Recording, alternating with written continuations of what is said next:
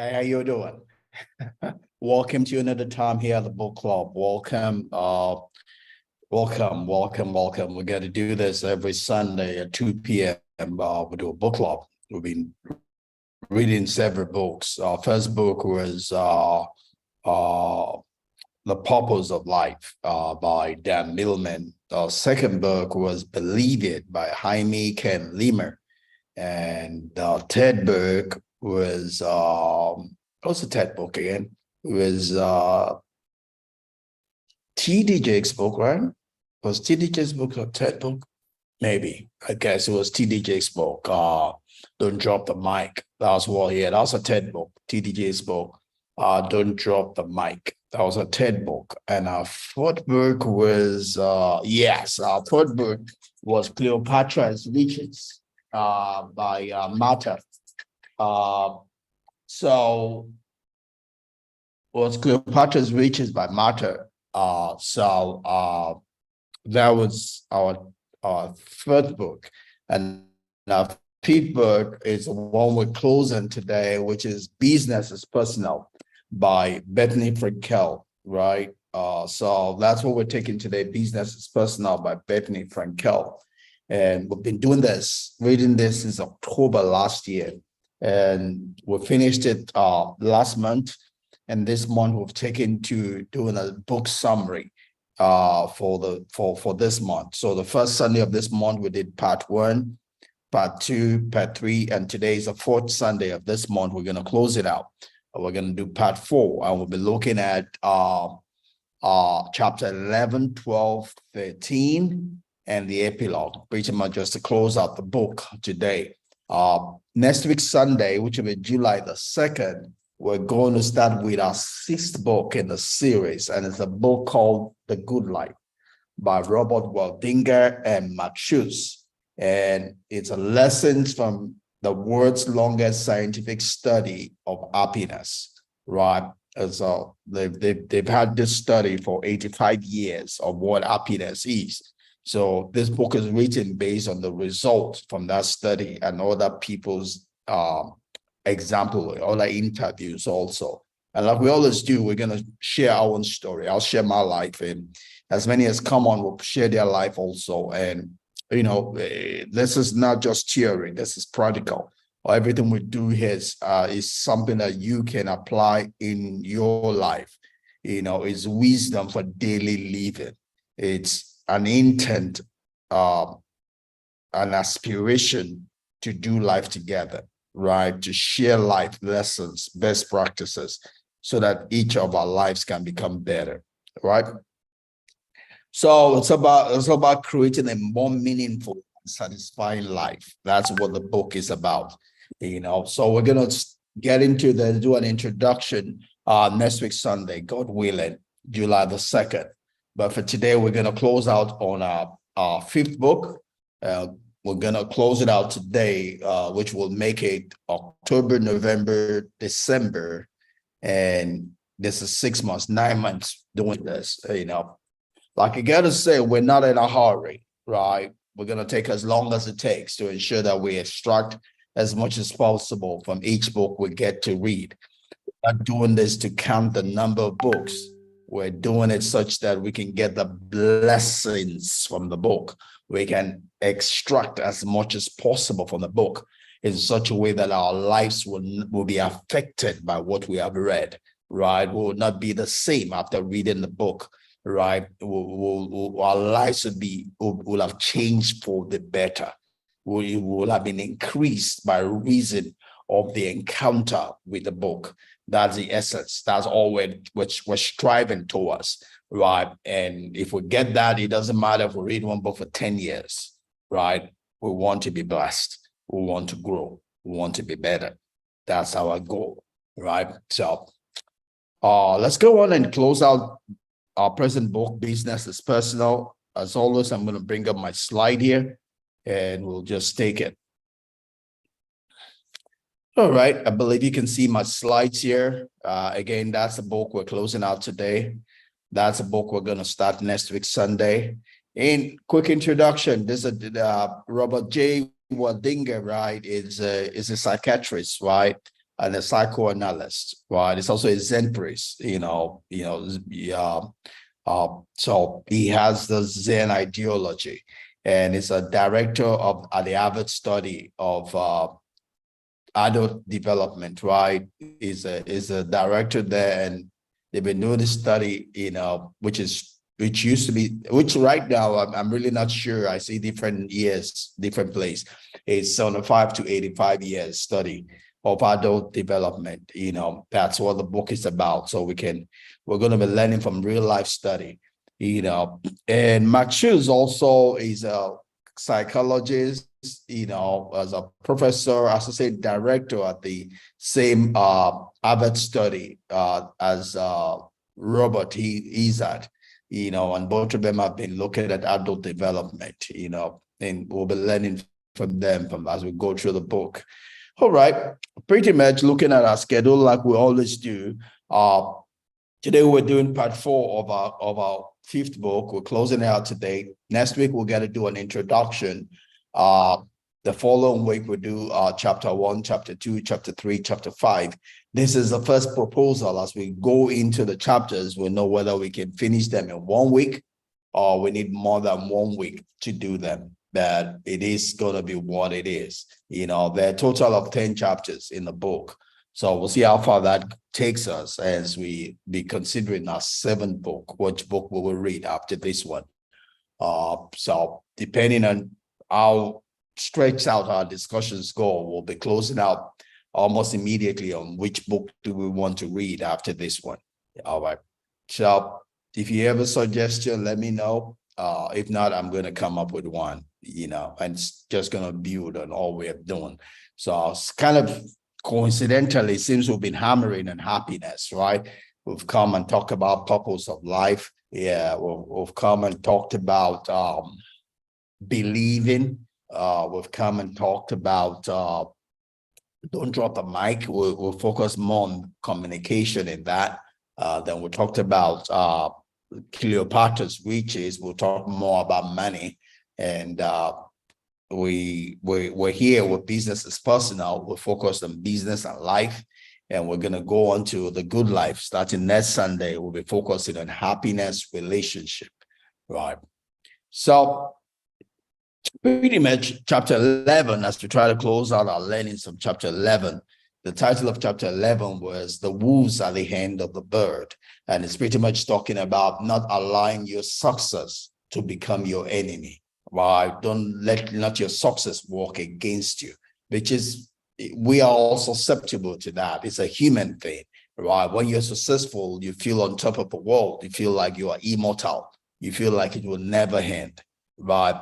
But that feeling unguarded can hurt you and make you a failure. Again, that's why we have the conquering generals in Asians. They had a slave behind them, always singing to their ears, remember you're mortal, remember you're mortal. That's memento mori. Remember you're mortal, remember you're mortal, remember you're mortal. It's just to calm them down, right? From being lifted above themselves. Is to calm them down, calm their ego down, bring them back to reality, take away the hypnotism of success, because success can be intoxicating. It can be hypnotic, right? And make us become someone other than who we are, right? So we need to guard against that. And that's what Bethenny began to discuss in this chapter, right? So don't let your success be your enemy. Let your success be your friend, right? Don't let your ego get too close to your position, so that when your position goes, your ego does not go with it, right? Hold down your ego irrespective of the position that you find yourself, and that's important because it's a human thing, right? I've said severally about people, examples here, even in the place of work, people that were nothing, and just because they gave them position, now felt they are bigger than life, and they ended on the wrong side. Their success became their failure. They didn't end well. They didn't leave the company well. They left not with a good name, right? They left with a bad name. You don't want that to be your case. You want to leave. You want with your head held up. You know, you want your success to be your success and your friend, not your enemy, right? On your failure, right? So as long as you're honorable, you know, so Dr. R in his book, The Dark Secrets of Mind Control, you know, says that as long as you're honorable, no other man can ever make you lose your honor, right? If you're honorable, you're honorable. Because if you're honorable, then you're going to be honorable from a deep recess of your being. The deep recess of your being will guide your honor. No one can take away your honor from you if your honor is true. Because if your honor comes from within, then that within will guide your honor. But if your honor is just mere show, you know, on the outer place, right? A facade, you know, every little thing will take it away, right? Every distraction or any distraction will take it away. You know, you're either honorable or not honorable, right? You're either a good fruit or a bad fruit, right? You will exhibit who you are. So it's important to make sure that who you are is who you want to be. You know, you got to focus on that. You know, it's more about the character, the personality than the hype, right?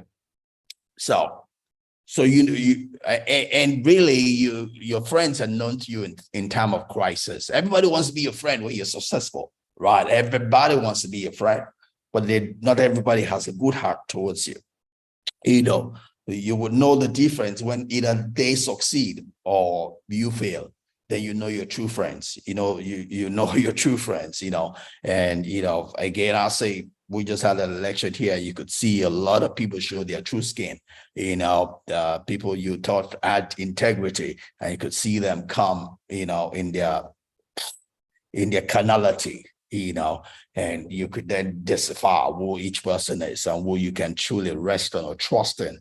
You know, I've gone through time of depression, and I could tell, you know, those that pretty much drew away, you know, and those that stood, you know them, people you can rest your life on. It's not everybody that crowds around you can trust. Even Jesus said, you know, when they were coming to him because he had given them bread to eat, he said they were all wanting to crowd around him, and Jesus did not give himself to them because he knew what man is made of. You know, man is finicky, right? A lot of people are driven by their emotions. They have no substance in them. They're mere smoke, you know. So you don't want to rest your life on the smoke of man. You're looking for solid rock that you can stand upon to build your life upon, right? And carry your life that will sustain your life, right? Not smoke, you know. So it is and that's still on we're still on chapter 11, you know, and Bethenny gives us three things that we can do to help us such that our success will not be our enemy. And number one, she says you need to take care of yourself. That's very important, right? Self-care can never be overemphasized, right? If you hear someone that's trying to de-emphasize self-care, that person does not love you. All right. The old African proverb goes like this: that if there's nothing within you, if there's no enemy within you, right, the enemy outside of you cannot hurt you, right? So you need to ensure there's no enemy within, and that's called self-care. Self-care is all about ensuring there's no enemy within, so that you can then stand at the gate, so that you can then stand tall in every battle and opposition of life, right? So you need to take care of yourself. You need to rest well. You need to eat well. You need to exercise, right? You need to read and develop yourself mentally, psychologically, right? You know, so you need to pray. You need to meditate, you know, whatever it takes to make sure you come to a place of peace and quietness, where you are in control of everything within. Because until there's a quietness within, you cannot fight the war that is without. Until you have your own peace, you cannot give that peace to others. Until you have your own quiet, you cannot give that quietness to others, right? That's important. Take care of yourself, right? Number two, you know, Bethenny says, don't believe your own hype. Right? Don't believe in your own hype, like we just talked about. Because everything is going on well, does not mean you are no more mortal. right? Because everything is going on well does not mean you are now a God, right? But because everything is going on well does not mean your heart should be lifted up. I've seen a lot of high flyers, think that they are God, think that they are better than life. And they fly until where they are at the top or close to the top, where there's not much room to continue flying. And they are held for some years and they become frustrated, right? They believed in their own hype. They've told that they're better than others, that they're better than life. And that hurts them, whether they go into depression or they exit earlier than they should, and they make a mess of their life. They make a mess of the earlier success. Don't be like that. Don't be like that. Always remember, be humble yourself, be humble yourself, right? And be realistic about the issues of life. Look in the mirror. You're still man. You're still woman. You're still mortal, right? You're not immortal, right? And let that guide you, right? So stay humble. It's just the right last one, which is flows into stay humble. That would help you and help that your success will be your friend and not your failure or your disaster, right? So move on to chapter 12. And chapter 12 says, it's worth the risk to build because they would come. If you build, you will have a market for it, right? And that's what life is, right? If you grow, you innovate, and example we see is Apple, right? Apple saw the need, what people would need in the future and created it today. They saw what people would need in the future and created it today. That's the way to succeed in life.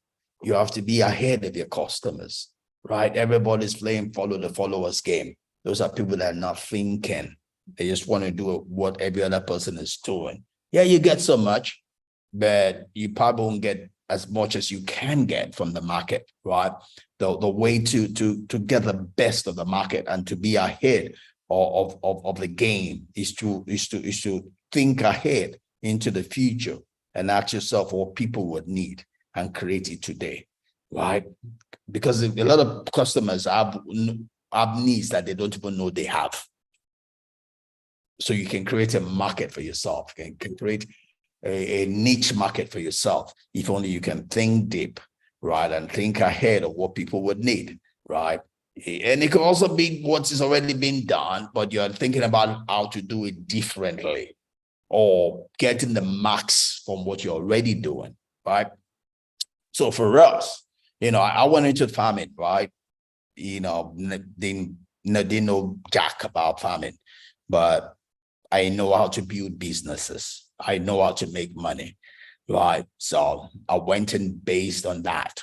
So I could do anything other than farming, but farming was what was available at that point in time, right? And we put a lot of money in there, and we still have ways to go. But we're already generating products, right? We have a Gary we've been selling for a while. We brought the 1 kg pack out. We're getting to 500 gram pack, the 2 kg pack. We have yam that's going to be harvested soon, and we already have plans to make pando yam out of it. We're not going to sell our yam. We're going to process it and send the pando yam. We have plantain coming. We're going to process it also. We're working the whole value chain, right? But we have to take the risk. We have to stick our neck out. We have to learn how to do it, right? And you just stay in our comfort zone, right? That's how we get it. That's how you break past the average. You break past the average. You break past what everyone is doing. That's how you differentiate yourself in the market, and you get the reward for doing it, right? So there is a price for getting what you want. Whatever you want, there is a price to pay for it. There's a price for differentiating yourself. It's a risk. That price is called risk, right? You have to pay the price, which is the risk, for the price, the reward you want, right? You need that. So the Millman puts it this way. He says, every positive change, every jump to a higher level of energy or an awareness involves a rite of passage If you want to differentiate yourself, there is a rite of passage. There's a price to pay. Each time you ascend to a higher rung on the ladder of personal evolution, we must go through a period of discomfort, of initiation. I have never found an exception. Each time you want to grow, each time you want to differentiate yourself, I've been through that season of life, and I'm still in that season of life, where the Lord is weaning me of some things, right? Weaning me of some things that I either have been fear factors in my life. I'm going beyond the fear factor. I'm going beyond the fear factor to walk in the place of peace, in the place of rest, in the place of the daring, taking risk, right? And being at peace, right? By virtue of what I have learned, right? So that's available for us all, right? So you never take risks for nothing. Whatever you do in life, never go do something that you have nothing to gain from it, whether it be physical reward or be metaphysical reward, but there must be a reward. Only mad people do things for nothing. Don't let anybody deceive you. Nobody does anything for nothing, right? There must be something they're getting from it for them to put their whole heart into doing it. If you try to get someone to do something for nothing, you will only be the fool for it, right? So always know what is in it for the person you're trying to get to do something. And if it's you trying to do something, define for yourself, what is it that I'm getting for what I am doing?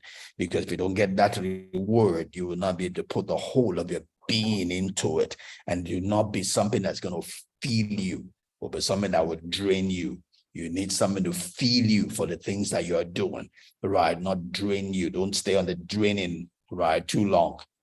You need to feel yourself with what you are doing. You have to get a reward for what you are doing, all right?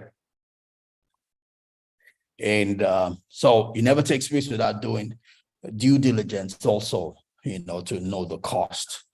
Like Jesus would say, why would you go to a war and not know what's going to cost you? You sit down, first of all. Do I have enough ammunition? What are the ammunition I would need? It's what we call the SWOT analysis. You know what your strength is, what your weakness is, and what are the opportunities and the threats that you're going against. First of all, you have to keep your house in order. What are my strengths? What are my weaknesses? Then what are the opportunities I'm going in for? What are the threats I need to protect myself from?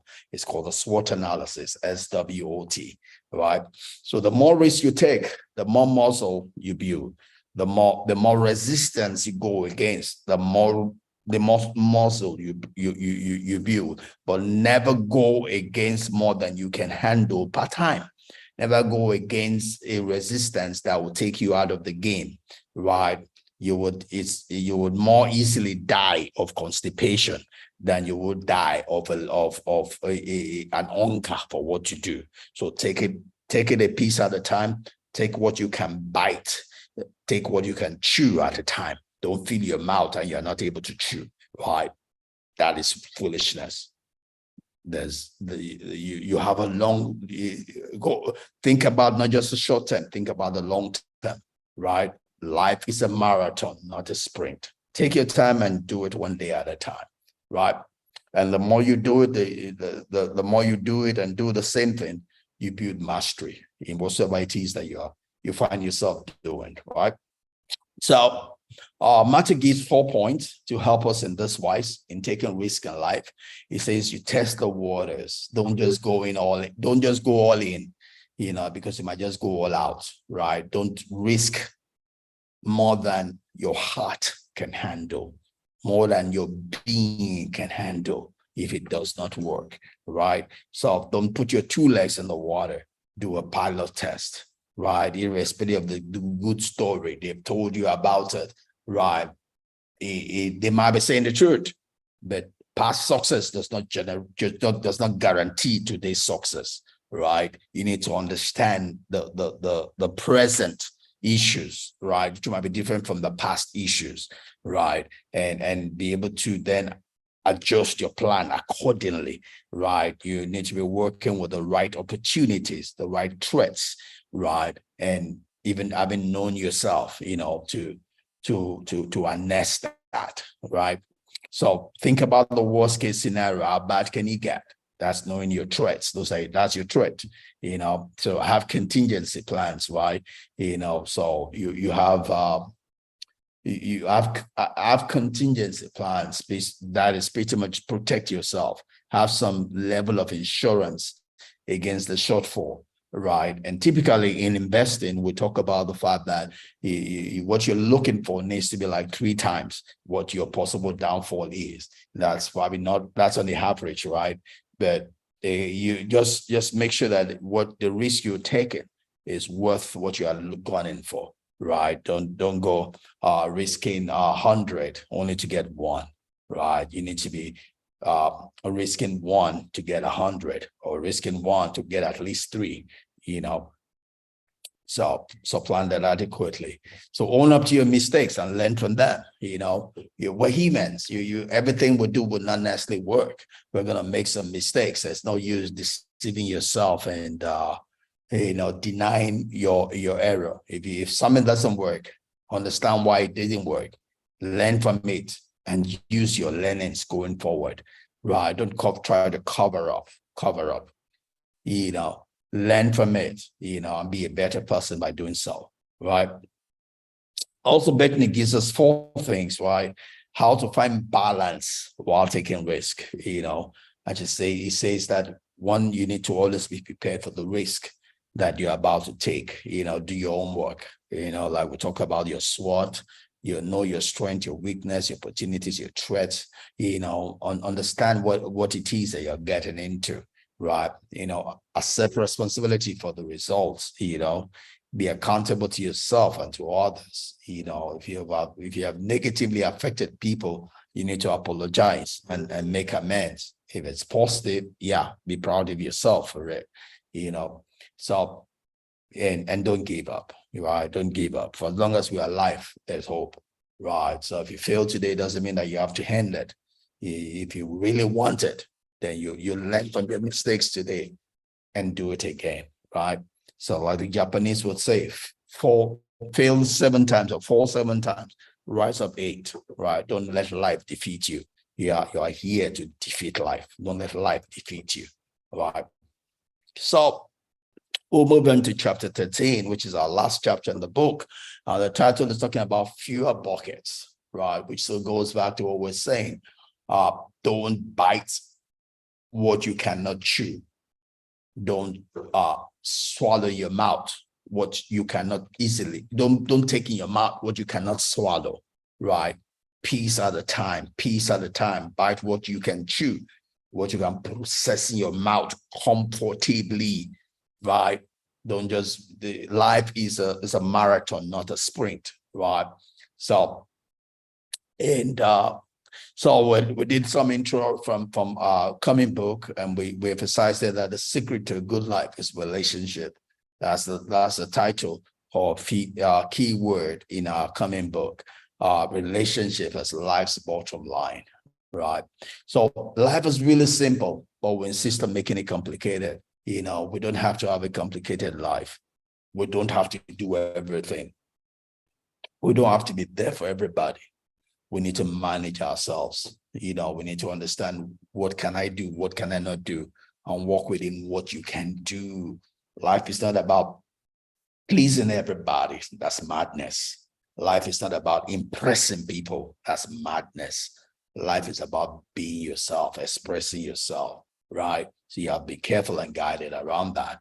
We all need to prioritize self-care and sleep. You need to prioritize taking care of yourself. And Hans Hoffman says the ability to simplify means to eliminate the unnecessary so that the necessary may speak. You need to simplify, get rid of the things that you don't need. Jim C. Collins in his book, Good to Great, talks about, not just having a to-do list. You should also have a not to-do list. There are a lot of things we're probably doing that we don't need to do. And we need to stopping doing them, so that our lives can be better, can be called to shape, and we're not overloaded. We're not running the rat race, but we're winning in life. We're focusing on the essentials. We're majoring on the majors, right? And not wasting our times on a lot of things that really don't count, right? Let's spend 80% of our time on the 20% of the things that matter. That's the way to win in life, right? In closing, we'll look at pretty much, this was the epilogue, just talked about, emphasize happiness, right? And to be happy, in pretty much to close the whole book. Don't forget, the book says the truth about not losing yourself, being successful without losing yourself. You want to be happy. Happiness is the purpose of life. We're here to be happy, right? We're here to be happy. And to be happy, you need to invest in yourself. You need to invest in yourself. You need to take care of yourself, and you need to invest in yourself. No other person will do it for you. Only you can take care of yourself better than any other person can take care of you. So we talk about in marriage, what I do for myself, I'm actually doing for my spouse, right? Because if I take care of myself, then I'm available to love and to serve my spouse, right? I cannot take care of my spouse as my spouse can take care of herself. My spouse cannot take care of me as I can take care of myself. So if both of us take care of ourselves, then we make ourselves available to be a blessing for one another. But we don't get swept away by life, and that popular saying by Perel Talhad, the Chaldean says, we're not, all right, there are two parts to it. The first part says, we're not human beings having a spiritual experience, right? We are spiritual beings having a human experience, right? We are spiritual beings, right? First is we are spiritual beings. We came here as spiritual beings and entered into a body to have a human experience, which is temporal, right? Then we would go into the eternal, right? So we're here to have a human experience, and why not have it? Because when we go back to eternity, there's no human experience there. This is where the human experience is, right? So let's prioritize it. Let's enjoy our time being here, right? Because it's limited, right? So take chances even when you're afraid of the unknown, because you never know. That might just be the one that'll break through for you, right? That's all we have. That's the end of the book. It's been a great time reading this book, done in 9 months. So I look forward to next week starting on a new book, The Good Life. I don't know if we'll take it for 9 months also, but I look forward to doing it. I'm a relationship coach. So I look forward to doing it, So thanks for spending this time with me. I'm going to shut this down right now, and we'll see you here next Sunday, God willing. And we'll start with our new book, The Good Life. We'll start talking about relationship. We'll start talking about happiness. All right. Thank you. God bless you. Have a great week ahead. Bye-bye.